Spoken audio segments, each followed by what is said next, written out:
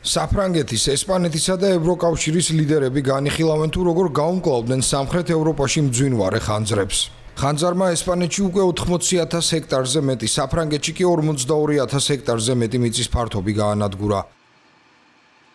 ამ დროისთვის ხანძარს ვეღარ აკონტროლებენ, შესაბამისად 320,000-ზე მეტ ადამიანს სახლების დატოვება მოუწია.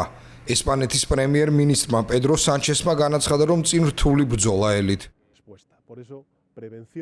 ჩვენ გვჭირდება პრევენცია, რეაგირება და რეკონსტრუქცია. ამ საკითხზე ადრე ვისაუბრე პრეზიდენტ მანიუეკოს, ასევე მერსა და ავილის პროვინციის საბჭოს. ცხადია, რომ ზაფხული ჯერ არ დასრულებულა და სამწუხაროდ კიდევ უფრო მეტი ხანძრის წინაშე აღმოჩნდებით.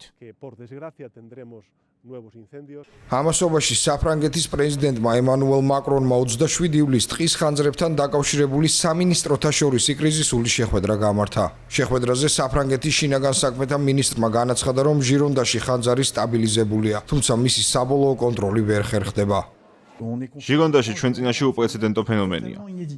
27 ივლისს ევროკომისიამ განაცხადა, რომ ევროპის ხანძარს საწინააღმდეგო შესაძლებლობები ესპანეთსა და საფრანგეთში მზარდი ინტენსიური ხანძრების ფონზე საკმარისი არ არის. მიუხედავად იმისა, რომ ეს ევროკავშირის ისტორიაში საგანგებო სიტუაციების რეაგირების ერთ-ერთი ყველაზე მასშტაბური ოპერაციაა. კომისიამ ევროკავშირის სამოქალაქო დაცვის მექანიზმის მეშვეობით საფრანგეთში 7 თვითმფრინავი და 4 ვერტმფრენი გაგზავნა.